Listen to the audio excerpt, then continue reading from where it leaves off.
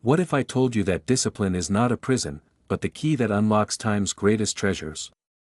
That the same force that keeps an athlete training at dawn, a writer finishing a novel, and a student acing their exams is also the secret to your freedom? Discipline, the architect of time. Time is a blank canvas, discipline is the brush that paints a masterpiece. Imagine two students with the same 24 hours.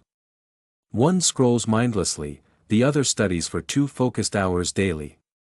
In a year, one has wasted time, the other has gained 730 hours of skill. Discipline is choosing between what you want now and what you want most. The myth of motivation. Motivation fades like sunlight at dusk, discipline is the lighthouse guiding you through storms. J.K. Rowling wrote Harry Potter on napkins as a single mom. Not because she was always motivated, but because she chose discipline over doubt. You won't always feel like working, but discipline ensures you do it anyway. Small wins, big revolutions, discipline compounds like interest, tiny actions today create massive results tomorrow. Waking up 30 minutes early to read equals 182.5 extra hours a year. That's 4 40-hour workweeks of self-improvement. What's one microhabit you can start today that will redefine your future?